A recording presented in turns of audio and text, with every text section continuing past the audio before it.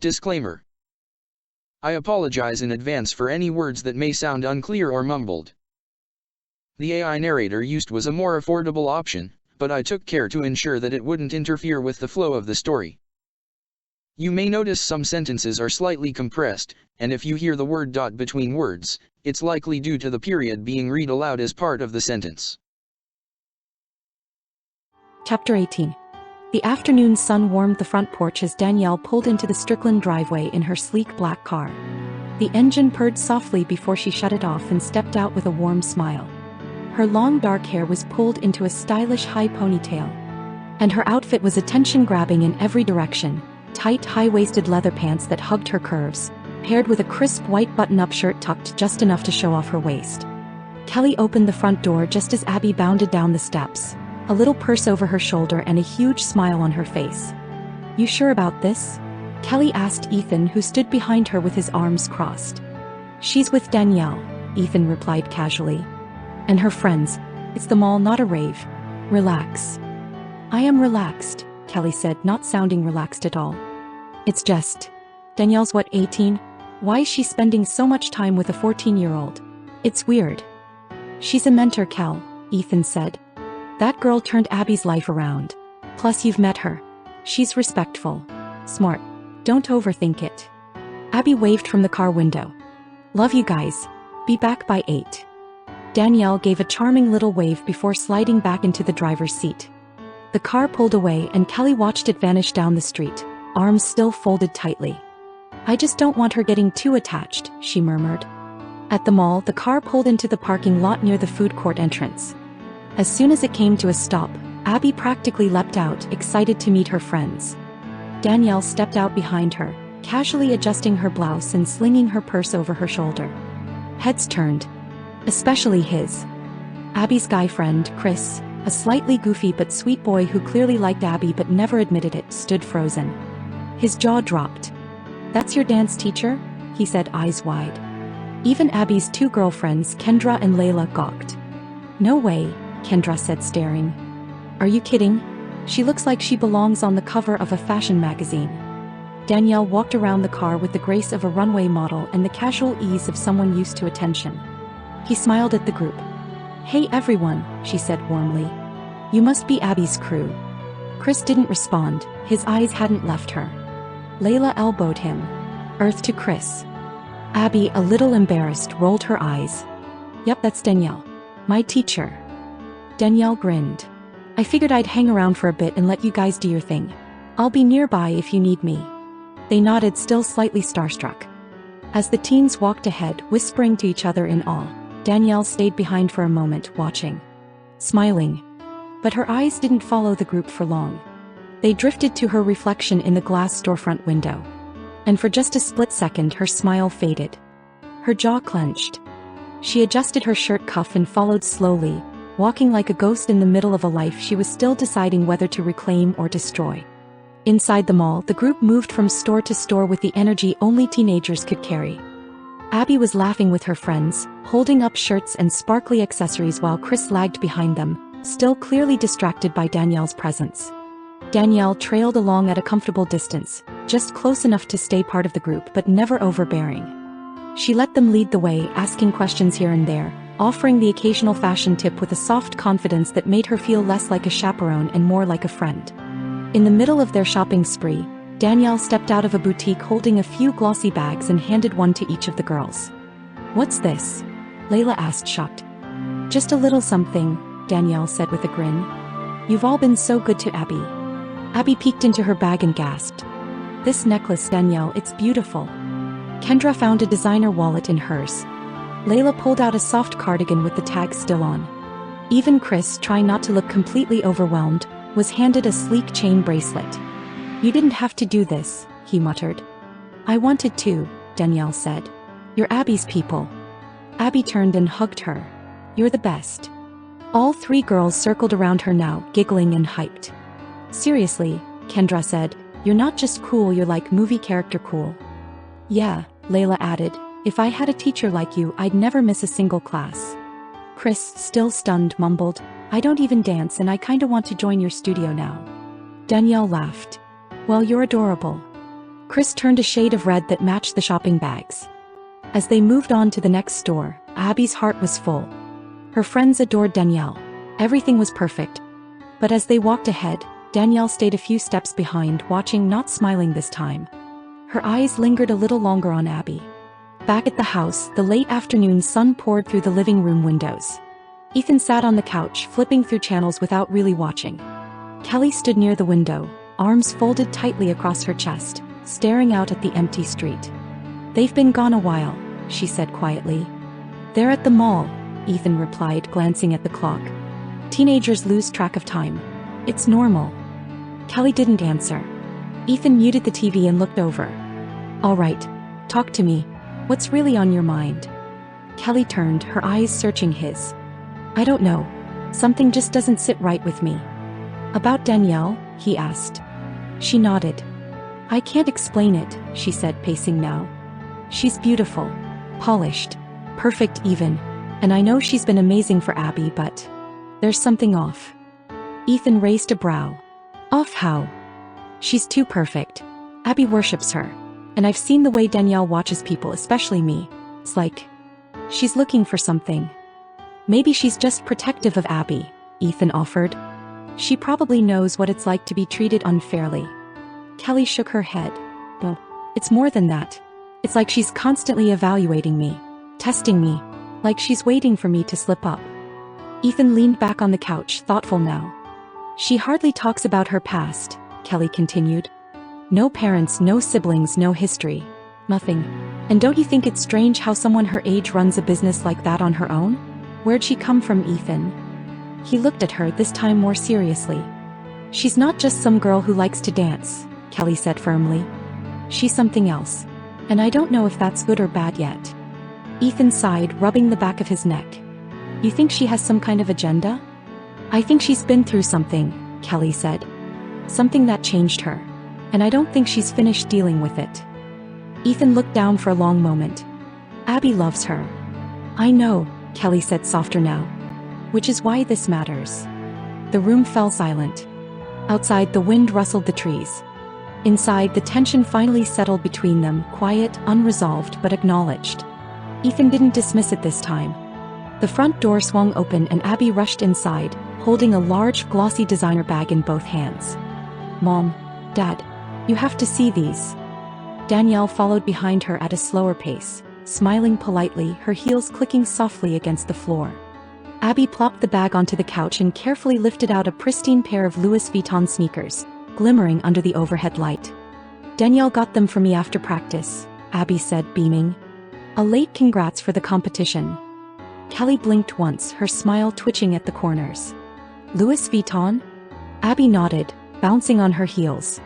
"They're amazing, right?" "Yeah," Kelly said slowly. "They're very nice." She turned to Danielle, her tone calm and controlled. "But, just to be clear, we signed Abby up for dance lessons, not early Christmas shopping." Danielle's smile didn't falter. "Don't worry. It's on me.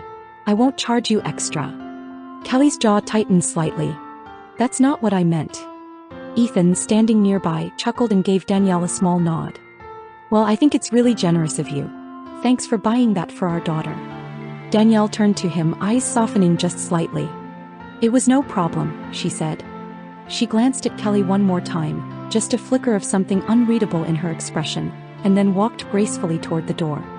"I'll see you at next week's lesson," she added over her shoulder. "Bye," Abby called after her. The door clicked shut.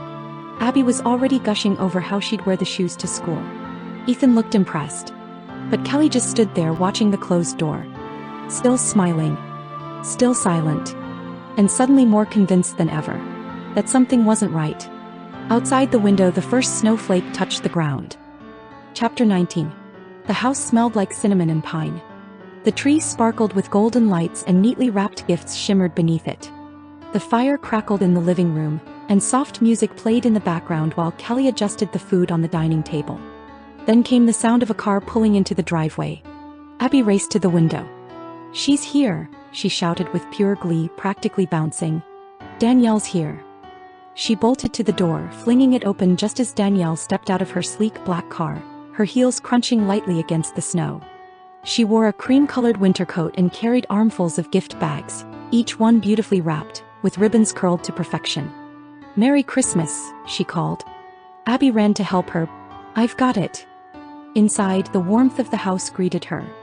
Kelly smiled politely as Danielle entered, though her eyes drifted to the many expensive-looking bags. Ethan walked over and offered to take a few off her hands. "You didn't have to do all this," he said, impressed. Danielle smiled. "I wanted to." Once everyone settled around the living room, Ethan stood and looked over his family. "Before we open anything," he said, "I want to say a prayer." They all bowed their heads and joined hands. "Lord," Ethan began, "thank you for this day, for this family, for the roof over our heads, for the joy of this season, and for the people who've walked into our lives to bless us." Kelly kept her eyes shut, but a tightness formed behind her brow. "And thank you," Ethan continued, "for Abby's new teacher who's brought more than just skill to our home, she's brought growth and warmth and change." Kelly's eyes slowly opened. She didn't move, but she felt it, that feeling like she was watching something quietly slip out of her hands. "In Jesus' name," Ethan said, "Amen."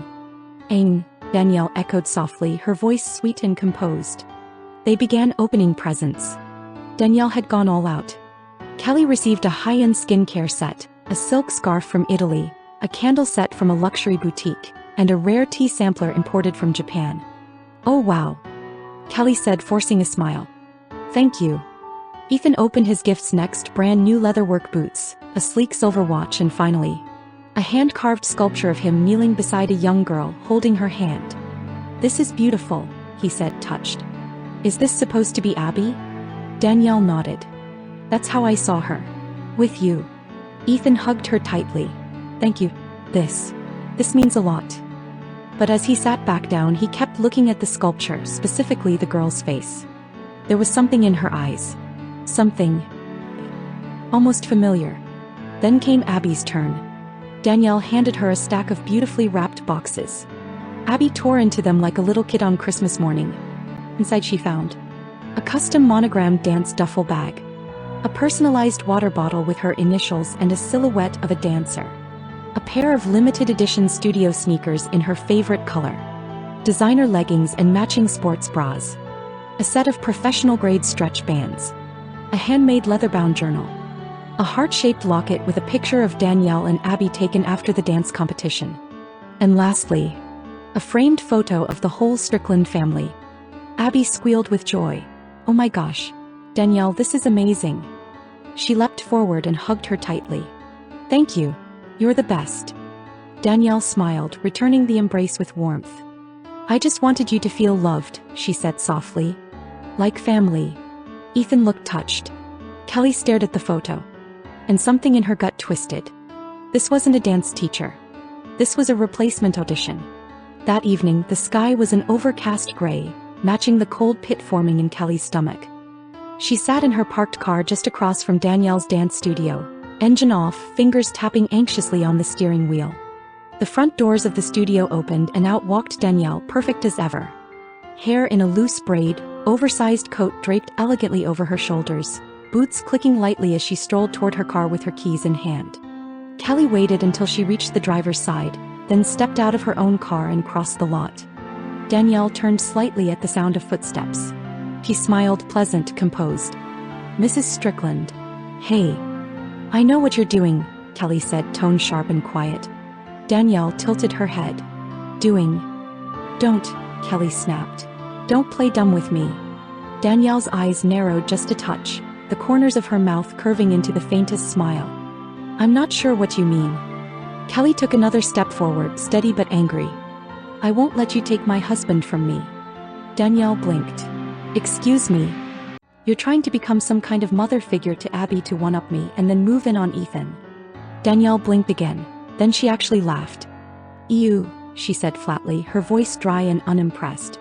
"Do I look like I'm interested in Ethan like that?" Kelly scoffed. "Don't give me that. I've seen the way you look at him. The way your hugs linger just a little too long. The way you held his hand during prayer like you belonged there." Danielle's expression changed. Not smug. Not angry. Just disappointed. "I want Abby to have a happy life," she said quietly. "With a family who loves her." "You're doing great, Kelly. I want to believe that. I want to trust you. But it's hard when you meet kindness with suspicion. Kelly opened her mouth, but nothing came out. Danielle looked her dead in the eye. Calm. Collected. You're not wrong for protecting your family. But maybe don't protect it from someone who's trying to protect it with you. Kelly paused, heart racing. She wanted to say something. She needed to say something. But all that came out was a bitter, disbelieving shake of her head. Without another word, she turned and walked away, her heels clacking sharply against the pavement. Danielle watched her go. Then she climbed into her car and shut the door behind her. The smile faded. And her reflection in the rearview mirror stared back with something far colder than confusion. The front door swung open with force and Kelly stepped into the house with urgent purpose.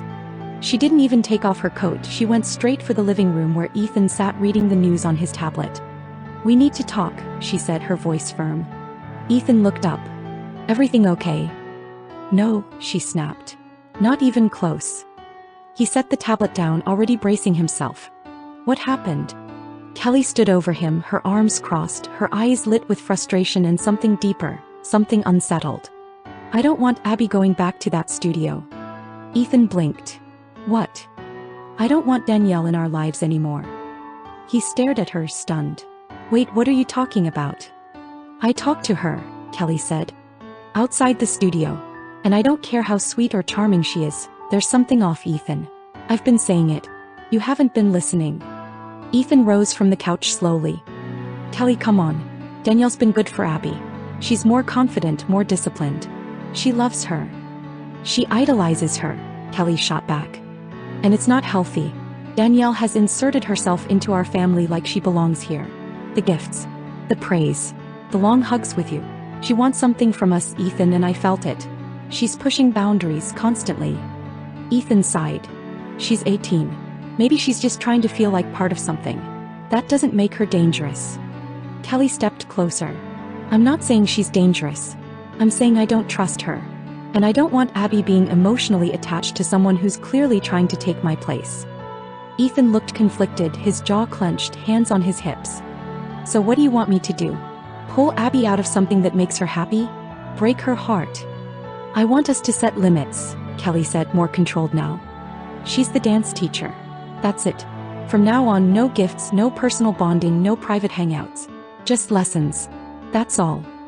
Ethan paced for a second, then finally nodded. "All right. I'll talk to Abby. I'll tell her we're setting boundaries." Kelly exhaled slowly, tension still in her shoulders. "She's just the teacher," Ethan said again, as if reminding himself. "Nothing more." Kelly gave a quiet nod, though deep down she didn't believe it was that simple. Not anymore. But for now, she'd take the win. The car was quiet except for the soft hum of the road under the tires. Ethan kept one hand on the wheel, the other resting in his lap. Abby sat in the passenger seat, arms folded, face turned toward the window. She could feel something was off. They weren't headed to the studio. After a few more minutes of silence, Ethan finally spoke. "Abby," he said gently, "your mom and I, we've been talking." She didn't look at him. "We think it's time to put some boundaries in place with Danielle." That got her attention. She turned sharply. "What?" "From now on," Ethan continued calmly, "your relationship with her is limited to just dance lessons. No more shopping trips. No more personal gifts. No more hanging out outside of practice." Abby's jaw dropped. "You're kidding me." Ethan shook his head. "I'm not. This isn't a punishment, it's a decision your mother and I made together." "But why?" Abby said, voice rising. "She's done nothing wrong. She's helped me more than anyone else has. She actually listens to me." "I know she has," Ethan said. "And we're grateful for what she's done. But things have gone too far. You're just taking Mom's side." Abby snapped. "She's always judging people. She hated Danielle the moment she saw how pretty she was. She acts like she's so perfect, like she's better than everyone." "Abby," Ethan said firmly but kindly, "enough." She clamped her mouth shut, still fuming. "This was a mutual decision," he said. "I agreed. And I'm asking you to respect it." Abby looked out the window again, wiping at her eyes. Ethan placed a hand on her shoulder. "Your mother loves you. She's not doing this to control you. She's doing it because she's scared. We both are. Something doesn't feel right anymore, Abby." Abby sniffled, trying to hide her emotion. We're not saying you can't dance. We're not taking that from you, Ethan said softly. But from now on, Danielle is just your teacher. Nothing more. Abby wiped her eyes. Okay. Ethan gave her shoulder a gentle squeeze. That's all we needed to hear. The car continued down the road in silence, but the air between them was filled with something unspoken. Love. Regret. Chapter 20. Abby walked in slowly, gym bag slung over her shoulder, her sneakers barely making a sound against the polished floor. Danielle was already there, stretching gracefully near the mirrored wall, her movements fluid, unbothered. Abby stood there for a moment, watching her, unsure how to begin. Danielle glanced over her shoulder with a soft smile. Hey kiddo, you ready to work? Abby hesitated. Can we talk first? Danielle turned fully now, standing and brushing her hands against her leggings. Of course. Abby shifted from foot to foot. So, my parents talked to me. They're setting boundaries. From now on I can still take lessons, but... She paused, fidgeting with the strap of her bag. They don't want me hanging out with you anymore. Or accepting gifts. Or seeing you outside of class. Danielle didn't flinch. She didn't blink. She just nodded. I figured this was coming, she said softly. You did. Abby looked up, surprised. Danielle gave a small, almost sad smile. It's written all over your mom's face. Every time she looks at me. Like she's trying to figure out what kind of monster I must be. Abby frowned. You're not a monster. Danielle walked over to the stereo and turned down the music before facing her again. I'm your teacher, Abby. And I'm proud of everything you've done. Keeping your spot here means I step back from everything else. Then that's what I'll do. Abby's throat tightened. But I don't want things to change. Danielle reached out, gently placing her hands on Abby's shoulders. Sometimes they have to, she said. Even when it hurts. Abby stared at her, trying to hold it together. They don't trust you anymore. Danielle tilted her head, a curious look behind her calm expression. Do you? Abby hesitated. I do. But, everything's gotten so confusing lately. Danielle nodded, and her hands slipped away from Abby's shoulders. Then let's make it simple again. We dance. That's all. Abby swallowed hard. Okay. Danielle smiled again, this time smaller. Go warm up. As Abby walked toward the mat, Danielle turned back to the mirror. For a second, her smile dropped completely. Her reflection stared back, cool, unreadable. Not angry. Not surprised. Just waiting. The holidays had passed, but something still sat heavy on Kelly's chest like the weight of a stone. Danielle was more involved than ever. She came to dinner, she gave gifts that outshined theirs. She stood too close to Ethan, she spoke too sweetly to Abby. It was all so subtle, too subtle. The kind of manipulation that didn't scream in your face. It whispered in your ear. Kelly paced the kitchen one afternoon, phone in hand. She had tried to let it go, tried to write it off as overthinking. But her gut didn't care about logic. Her gut told her something was wrong. And if nobody would take her seriously, she'd find out for herself. She pulled up the contact list from the dance studio's parent group chat. Abby had shown it to her once when they were checking practice times. Kelly scanned through it, heart pounding. She tapped the first number and pressed the phone to her ear. Hello. Hi, Kelly said, trying to sound casual. This is Kelly Strickland. My daughter Abby dances at Danielle's studio. I was wondering if I could ask you a quick question. Oh, hi. Sure, go ahead. I was just curious, Kelly said, choosing her words carefully, if you've ever noticed anything unusual about Danielle? As a teacher? As a person? The woman on the other end laughed. Unusual? No, just talented. And gorgeous. My daughter's obsessed with her. She even asked if Danielle could come to her birthday party. She's like a celebrity to these girls. Kelly forced a smile. Right. Of course. Thank you. She hung up. Dialed another. Same result. And another. Same again. Each parent praised Danielle like she walked on water. She's a natural. She's so professional. The kids love her. She has this way of making them believe in themselves. Kelly's stomach turned. She sat down at the table, frustrated. Maybe she was being paranoid. But then, she remembered one thing. Abby had once mentioned a girl who used to dance at the studio but left. Quickly, quietly. She searched through some of her phone book and found the girl's mom, Angela Reyes. Kelly called her. Angela picked up on the second ring. Hello. Hi, this is Kelly Strickland. My daughter goes to Danielle's studio. I think your daughter used to dance there too. There was a pause. Oh, yeah. We pulled her out. Kelly's pulse quickened. Can I ask why? Angela sighed dramatically. Honestly, because she was getting too competitive. All she ever talked about was dance this, dance that. She wanted to dance every day. She started skipping homework, slacking off at home. It was like she wanted to be like Danielle. Kelly waited for more. But there wasn't any. No other reason? She asked carefully. Nothing. Strange. Off. Nope, Angela said. I mean, yeah, Danielle's intense. But I just didn't want my kid putting dance before everything else. That's all. Kelly thanked her and ended the call. Then she sat there in silence. Her heart sank. It wasn't that the others didn't see it. It was that they didn't want to see it. And that meant Kelly was on her own. No allies.no support. Just the quiet, suffocating realization that no one else was going to protect her family. So she would. She had to. No matter what it cost. She stared out the window toward the darkening sky, her hands clenched in her lap. If Danielle was going to keep playing house with her daughter and her husband, then Kelly was going to have to make a choice. Before someone else made it for her. Chapter 21. Danielle stood up suddenly, breath shaking, and stormed over to her closet. With one swift motion, she ripped the door open and flipped through hangers, her hand parting fabric violently as if she were hunting for something hidden behind it all. She stopped at an outfit. Something flashy that she wore with other things to make it modest. But it was going to be different this time. She pulled it down, tossed it onto her bed. Danielle took a deep breath, her expression shifting into something steely. I won't let them near Abby, she whispered. Not her. Not again. Not ever. She zipped up the coat and walked toward the mirror, staring at herself. This wasn't dance anymore. It was war. And she was ready to welcome the unwelcomed. Patricia Lemon moved through her darkened studio, switching off the final row of lights with a satisfied sigh. Another day, another full class, another round of compliments that didn't mean much anymore.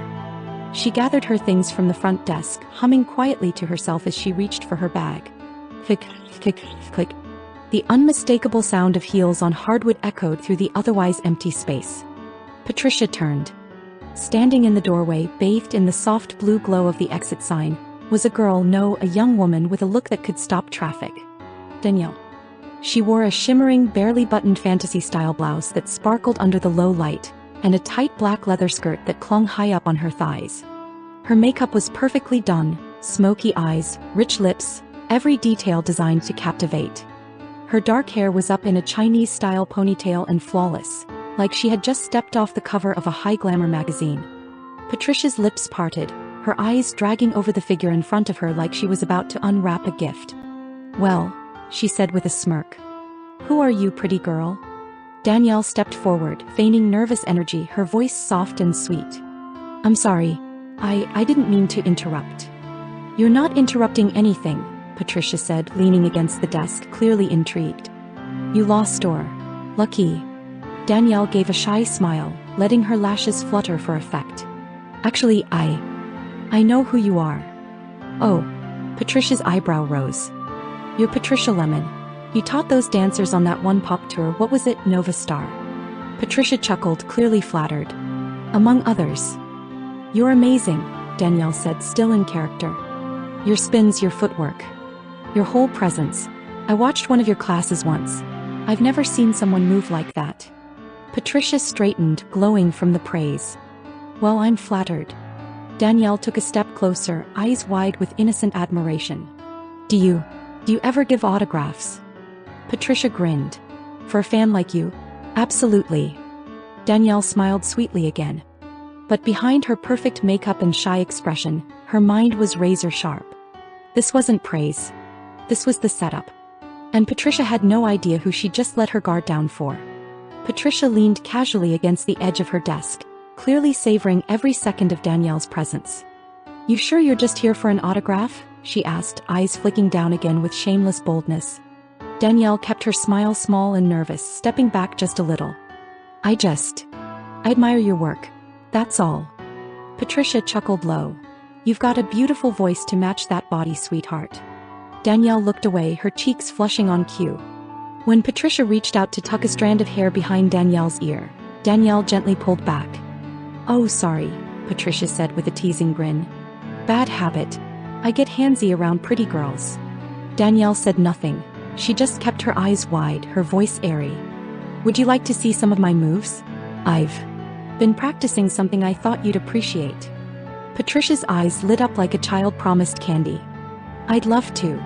Danielle stepped back to the center of the room, adjusted her stance and began to dance. It was elegant yet bold, an impressive display of strength and balance, sharp turns and clean isolations. It was the kind of skill only the most dedicated dancers had. Patricia watched with growing interest, biting her lip. As Danielle spun into a finishing pose, Patricia stepped forward, hands out. Okay, now I definitely want a private class. And then it happened. Patricia's hand grabbed a firm handful of Danielle's butt. Danielle jolted away, her expression flashing from composed to disgusted. Her voice lost all softness as she stepped back hard, eyes blazing.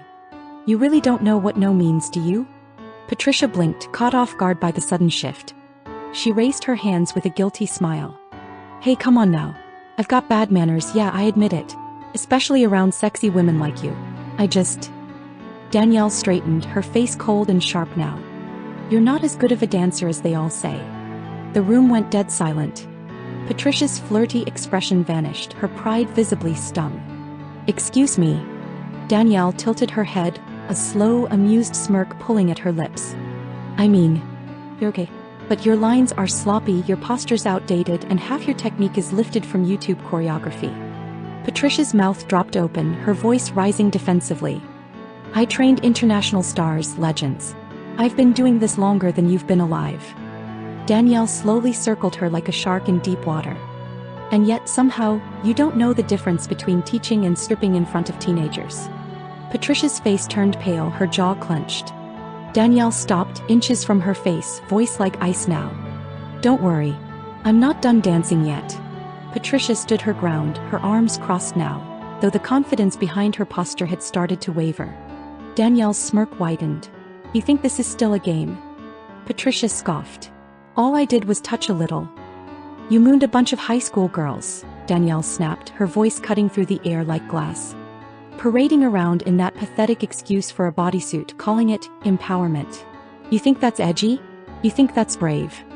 Patricia's face flushed with heat. I don't need a child lecturing me on professionalism. Danielle took a step closer, lowering her voice. I'm not lecturing. I'm reminding you. You're old. And worse, irrelevant. Patricia's eyes narrowed. Then show me what you've got, little girl. Danielle didn't flinch, she backed up a few feet, rolled her shoulders and began. She moved like she was defying gravity, every line extended, every isolation crisp, every transition seamlessly fluid. Her speed was precise, her control unreal. Then, just to twist the knife, she dropped into a controlled low-balance twist and sprang up into a flawless turning leap that looked almost too clean to be real.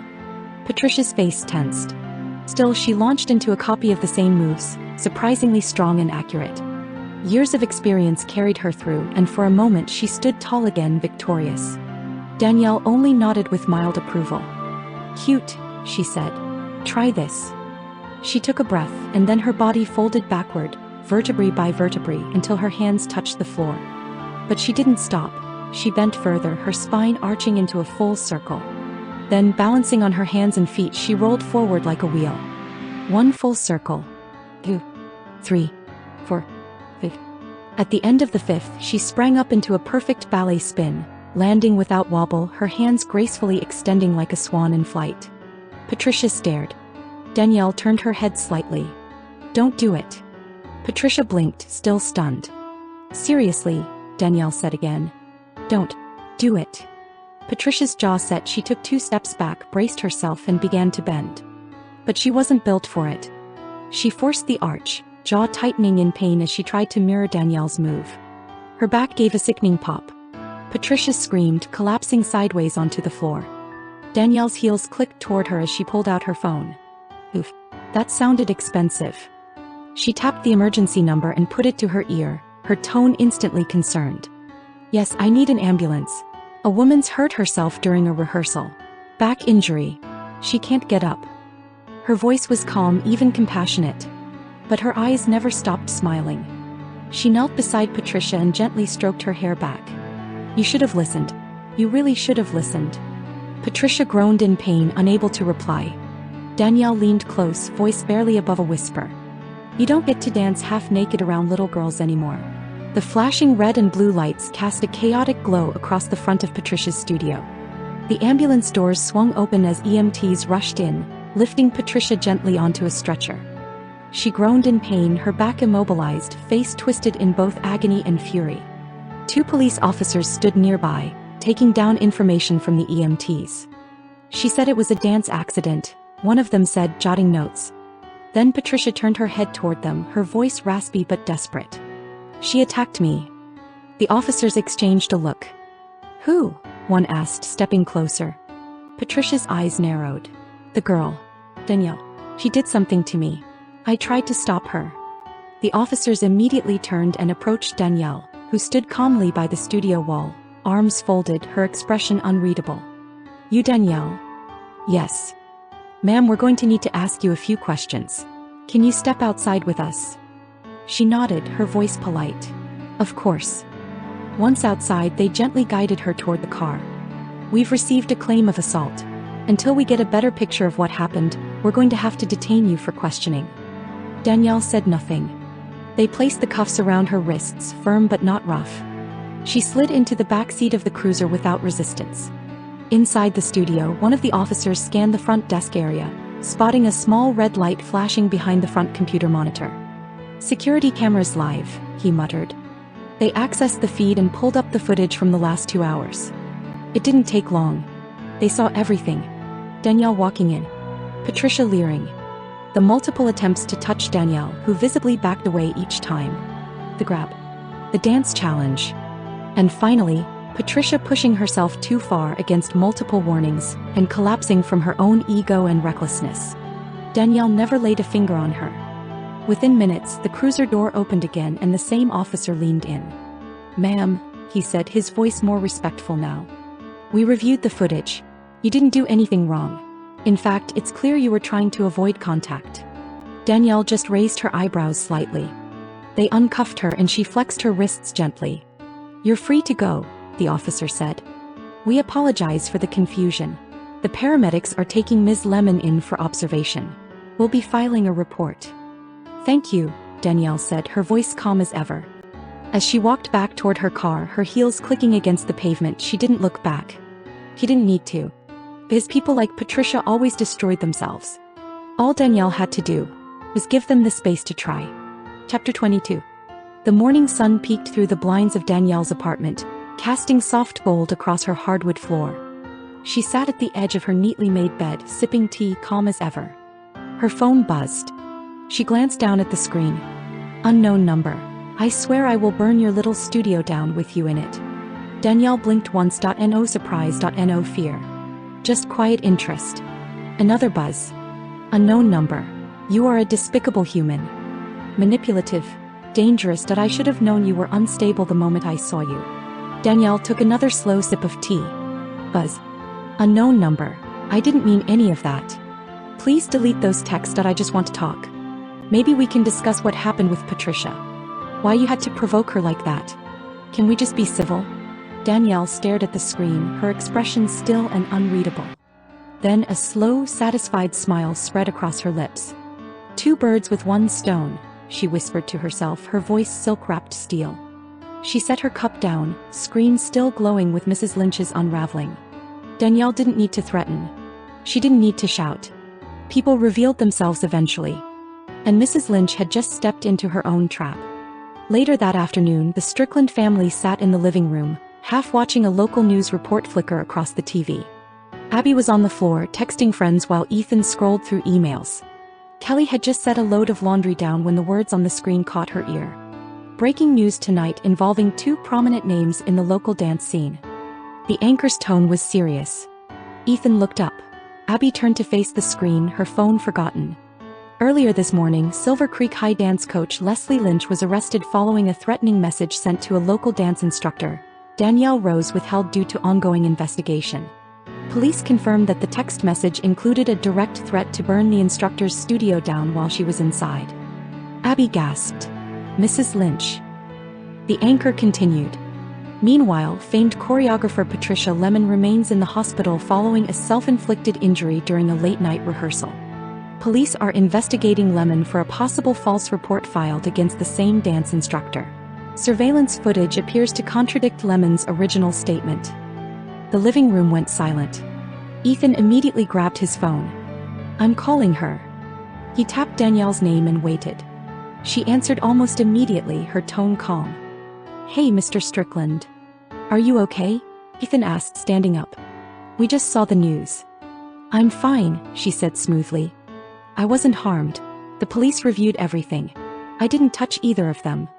Abby leaned in close, trying to hear. "Can I talk to her?" Ethan put her on speaker. "Danielle, what happened with Mrs. Lynch? Why would she?"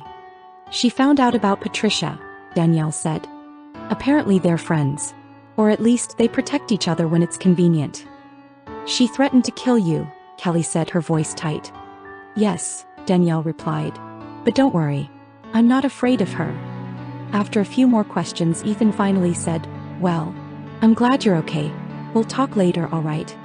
"Of course," Danielle said. "Thanks for calling." The call ended. The room stayed quiet for a long moment.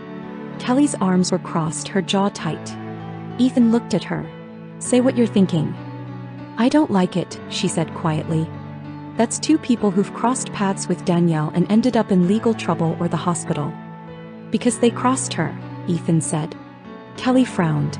"Or because she's not as harmless as she wants us to believe." Abby's eyes filled with panic. "Mom, no, please don't. Danielle didn't do anything wrong. She might not have touched them, but..." "She didn't even press charges," Ethan snapped. "She could have. She had every right." Kelly turned toward him. "Why are you being so defensive?" "Because you're acting like she's the villain when she's the one being threatened." His voice rose suddenly, sharper than he intended. "Would you rather she just let Patricia grope her? Or let Lynch burn her studio down?" Kelly flinched. Abby was silent, frozen. Kelly took a slow breath, eyes glassy now. "You're yelling at me. Over her." Ethan opened his mouth, then closed it again.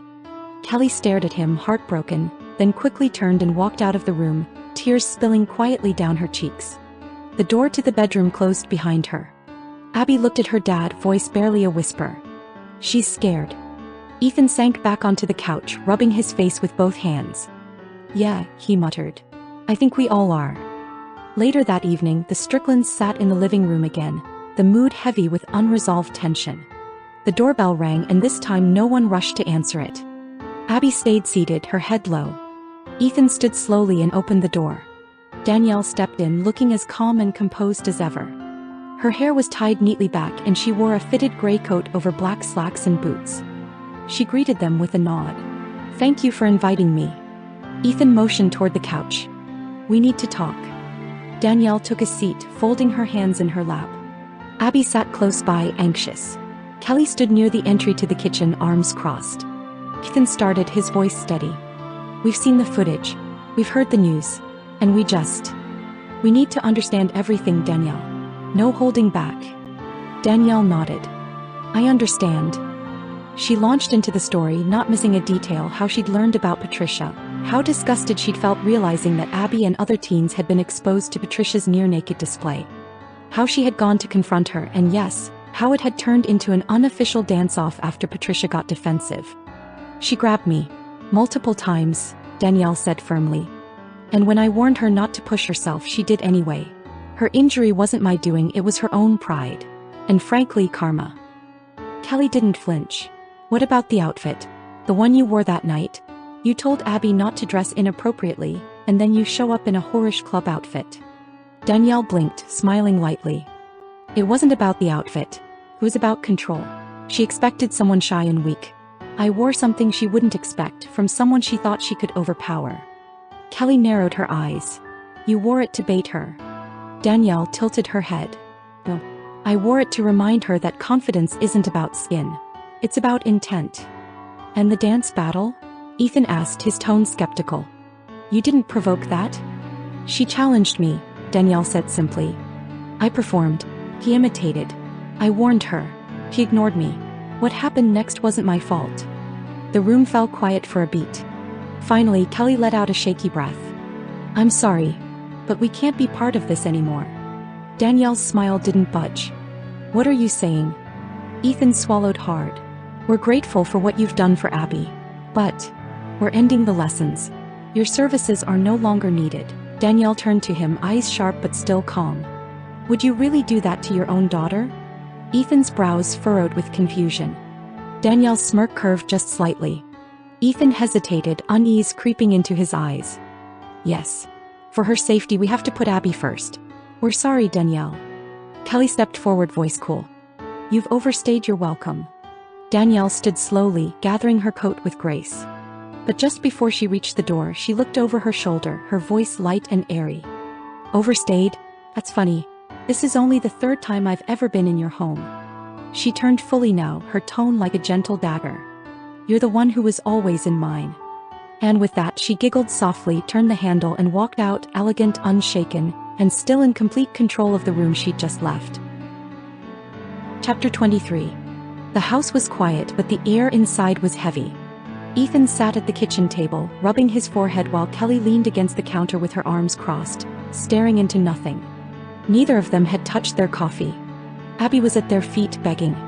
Please, please just give her another chance, she had sobbed, her voice breaking. She's not like that. She's not dangerous. But Ethan had taken her hand and knelt beside her, trying to keep his voice steady. Abby, I know you love her, but she is dangerous. Maybe not in the ways you see right now, but there's something about her that's not right. People keep getting hurt around her. That's not a coincidence. Now Kelly finally spoke. I can't believe I didn't trust my gut. Ethan nodded slowly. We need to know more. Before she does something to someone else. Or worse, gets to Abby again. They opened Ethan's laptop at the table and began searching. The results were slim. Danielle had kept a low profile, no criminal history, no public social media, no flashy website. Just a few glowing reviews from parents, most of which had appeared within the last few months. But then Kelly clicked on an obscure directory listing for a small church nearly an hour away. Trinity Creek Chapel. Among the newsletter posts and community event flyers, there was a mention. Youth Spotlight, Elisa, age 16, regular attendee and volunteer for Teens Worship Team. It was dated 2 years ago, buried in old digital bulletins. Both confused about her what they saw. They see Danielle's picture but a different name. Kelly more scared, more suspicious than before. Ethan's insides went numb at the name. That's her, Kelly said, leaning closer. There's no last name, Ethan muttered. But it's the same area she said she kind of grew up in, Kelly replied. And no updates after that year. Nothing about her family. No pictures. No graduation announcements. Just silence. I'm going, Ethan said suddenly. Kelly looked up. What? I need to talk to someone who knew her. Anyone. A pastor. A teacher. A janitor. Someone. You think they'll remember her after all this time? Ethan stood and grabbed his keys. If Danielle made an impression on us in a few months, I'm willing to bet she made one there too. Kelly didn't try to stop him. She just watched as he walked out the door, the sound of it shutting echoing in the still house. The drive was long and quiet, a winding stretch of highway lined with trees and forgotten fields. Ethan's thoughts raced the whole way, flashes of Danielle's expression, the hug, the comments, the smirk. By the time he pulled up to the small white church with peeling paint and a crooked sign out front, he wasn't even sure what he was looking for. But deep down he had a feeling he was about to find it. The little church smelled like old wood, wax, and thyme. Ethan sat across from the pastor and his wife in a small office with faded floral curtains and worn leather chairs. The pastor, James Carter, was kind but quiet. His wife, Miriam, was the one who carried the warmth in her eyes. I'm sorry to drop in unannounced, Ethan said. But I think you may have known someone. Someone I need to understand better. He slid his phone across the desk, screen glowing with a picture of Danielle. One from a group photo, her smile small but unmistakably hers. Miriam leaned forward and her face lit up almost instantly. Oh my goodness, she breathed. I know who she is. The pastor raised an eyebrow and looked over her shoulder. You recognize her? Ethan asked. Of course I do, Miriam said gently. She was a part of our youth group when she was very young, maybe 6 when I met her. She was quiet, a little strange around adults, but very polite, smart, and talented. She's my daughter's dance teacher, Ethan explained carefully. Things have gotten complicated. I need to know who she really is. Miriam exchanged a glance with her husband, who gave a slight nod. He took a breath. Elisa had been through a lot by the time she arrived here, she began softly. Her biological mother abandoned her when she was just 6 years old. Dropped her off in the middle of nowhere. Ethan froze, already feeling something clench inside his chest. A woman driving along the road picked her up, Miriam continued. She told people Elisa was her niece, but we all knew something was off. The pastor chimed in gently. He kept Elisa hidden. Wouldn't let her talk to anyone without her right there. We never met her family. Just this aunt. Miriam's expression darkened a little. Elisa was terrified of her. Ethan swallowed hard, his eyes starting to burn. What happened to the woman? He asked quietly. She was eventually arrested, Miriam said. When Elisa was 8, the woman was caught forging documents and lying to authorities. But by then... She paused, sighing heavily. By then it was too late. Elisa had already been placed into foster care. And that's where things got worse. Ethan wiped a hand down his face, not bothering to hide the tears forming now. She was in a home where she suffered physical, emotional, and... Miriam's voice cracked. Sexual abuse. Several times. She didn't tell anyone until long after it was over. And even then she was moved from place to place. Broken system. No stability. No justice. The room fell painfully quiet. When she was 15, Miriam continues. She found her way back here and told us everything. Her voice tightens. It was the most disturbing story I had ever heard in my entire life. But in just 2 years we finally saw the real her, and she was able to smile genuinely and love selflessly like she loved her little sister. She would always talk about how cute her baby sister was. How much she misses her. But when she turned 18 she moved far away. I tried to keep in touch, Miriam added softly. We never saw her again. Ethan sat back in his chair, heart pounding. Please God no, he whispered. Miriam reached over and gently placed a hand on his. She needed someone to come for her, she said. But no one ever did. I gotta go, Ethan said as he quickly gets up and runs out the door. Meanwhile, miles away, Danielle was in her bedroom, no longer the calm, composed woman everyone thought they knew. She screamed as she hurled a ceramic lamp across the room. It shattered against the wall. Drawers were ripped open, clothes thrown. Her breath came in ragged sobs as she collapsed onto the floor, clutching the side of her bed. Her hair stuck to her face, her makeup smeared. They always leave, she whispered. They always leave. She stared at the cracked mirror across from her. But it wasn't her reflection she saw. It was him, that man, the one who took everything. Laughing, mocking. She screamed again and slammed her fists into the floor. Back at the Strickland home, the sun had long set. Kelly was locking up the kitchen when the door suddenly creaked open. No knock.no warning. Danielle stepped inside. Kelly turned sharply, her heart freezing in her chest. Danielle. Abby rushed down the stairs, having heard the door. Danielle. Danielle's eyes were swollen, her hair wild, her coat half-buttoned. Give me the bracelet, she said flatly. Abby blinked. What? The bracelet, Danielle said louder. The one you're wearing. I want it back. Abby slowly backed toward Kelly. Danielle, please. You're scaring me. Kelly stepped forward, trying to stay calm. Danielle, I think you need to leave. We can talk another time. I don't want to talk. Danielle snapped, a tear sliding down her cheek. That bracelet belonged to me. It's mine. She pointed at Abby. She took everything from me. You all did. But I want that one thing back. Abby was frozen, stunned. I don't understand. What do you mean it was yours? Kelly didn't wait. She moved quickly, trying to guide Danielle back toward the door. Danielle. It's time to go. Please. Danielle didn't budge. Instead, she glared at Kelly, her hands clenched into fists at her sides. Meanwhile, Ethan's car screeched into the empty parking lot outside Danielle's studio. The lights inside were off, but the door was unlocked. He shoved it open and stormed inside, calling out. Danielle. No response. He called again. Danielle. Still nothing. Elisa. He finally called her real name. Only silence. He walked through the dim, echoing studio floor, his breath tight in his chest. He didn't know what he was expecting, maybe to find her crying, maybe to find her broken, but the stillness was unnerving. Then he saw the door he had never noticed before. A small one in the back near the supply closet. He opened it and froze. It wasn't a storage room. It was a bedroom.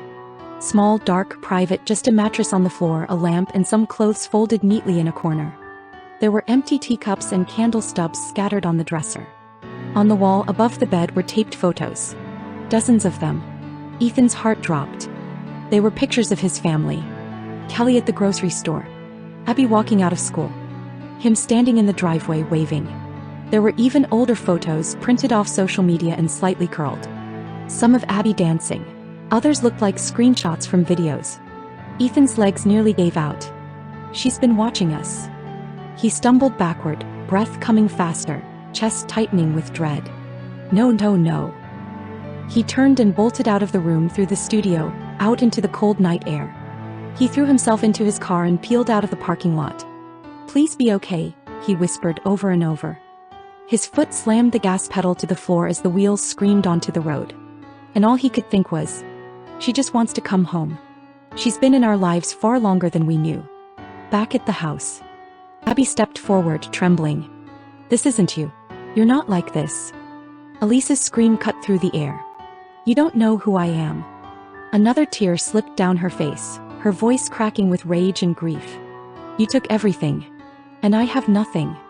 Kelly saw Abby step back, her daughter shaking, and that was the last straw. Acting on instinct, Kelly lunged forward, trying to wrestle Danielle back toward the door. But she underestimated her. Elisa grabbed Kelly's wrist mid-swing, twisting sharply, and shoved her back into the wall with shocking force. Kelly grunted, stunned, as Elisa stood over her, panting. Abby cried out, "Stop, please." Elisa turned toward her, eyes wide and burning. "I don't want to hurt you," she said. "I just want what was mine." But her voice was starting to tremble. Kelly struggled beneath Elisa's grip, her arm pinned against the wall, her breath shallow. Elisa was trembling with rage, screaming now, her voice hoarse and desperate. "I want my bracelet. It's mine.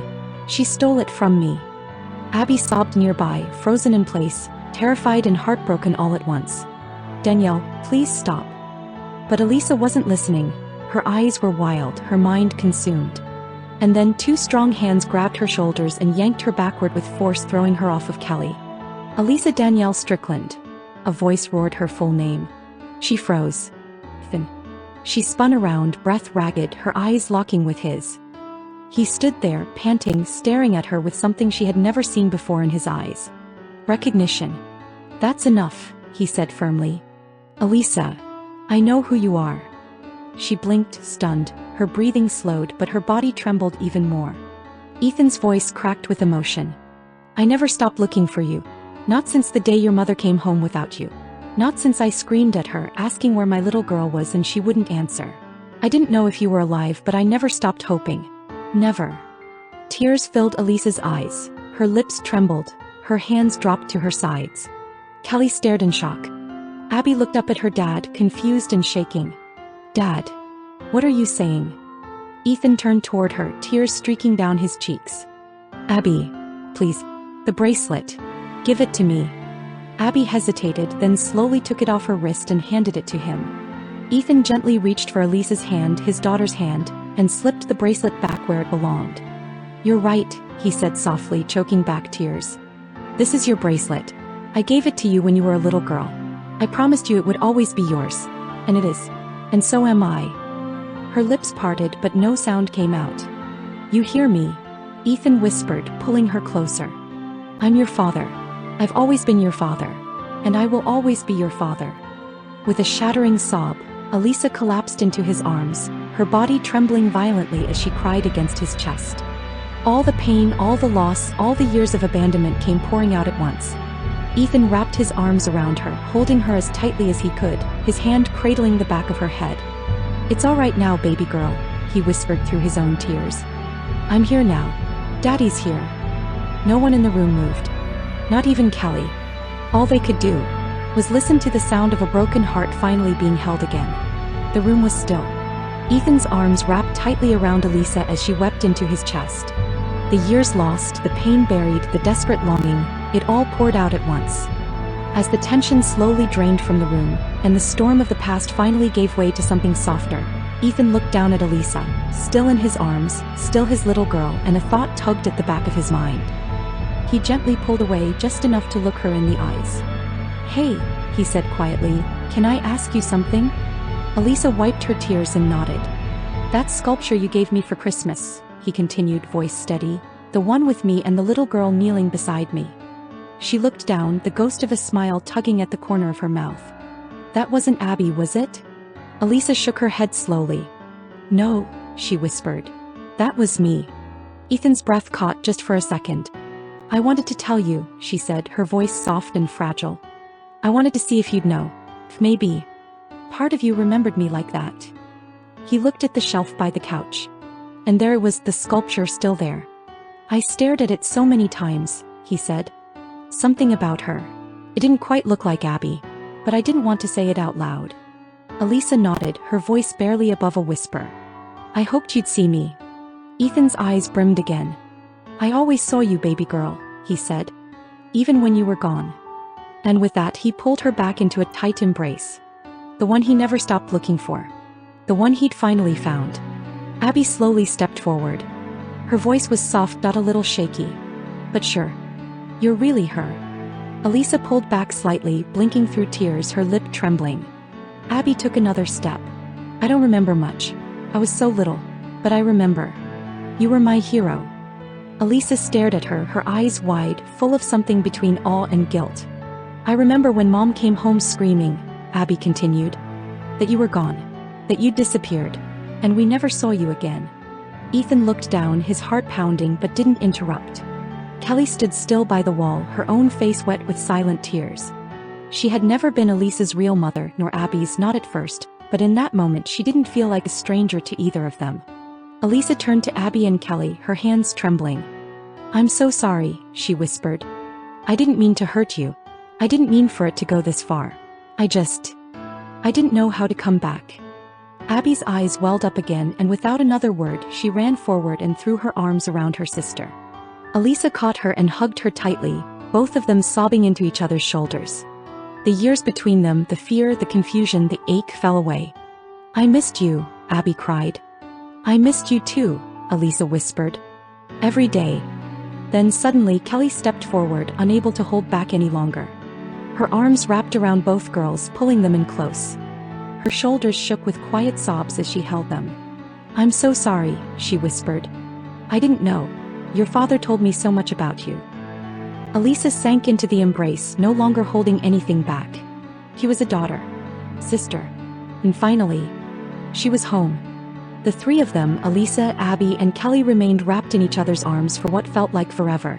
The silence finally peaceful, not tense. The storm had passed. The truths had been spoken. And in the wake of it all, there was still love. Ethan knelt beside them now, one hand resting gently on Elisa's back. He waited for her to look up, and when she did, eyes red, face streaked with tears, he gave her a warm, unwavering smile. "You're home now," he said softly. "No more living out of a dance studio. No more hiding." Elisa opened her mouth, about to speak, but Ethan held up a finger gently. "You have a house," he continued. "You have a room. And you have a family." She looked at Kelly, uncertain, vulnerable, needing more than words. Kelly's eyes were glassy again, but her nod was clear. "Yes, sweetheart. This is your home. You are our family." A quiet sob escaped Elisa's lips.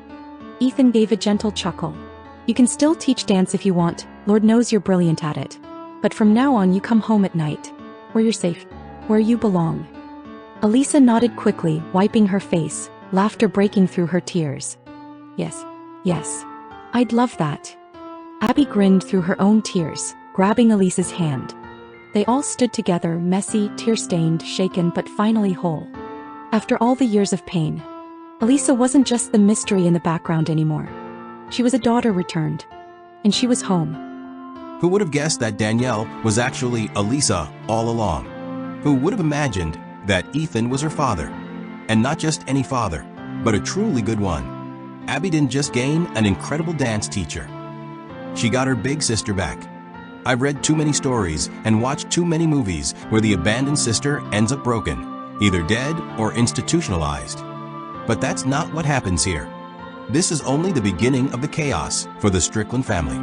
But for now, something beautiful has been restored. Ethan has his daughter home. And yes, Abby is just as much his daughter. But Elisa was born into that role, and now she's finally where she belongs. As you continue this journey, you'll see Abby face even more trials. Her newest challenge comes in the form of Ashley, a new friend, just a year older, who hides her cruelty behind charm. She's a master manipulator, and when she doesn't get her way, she knows how to destroy. Is Abby on her own in this fight? Or is someone already 10 steps ahead? Stay tuned and find out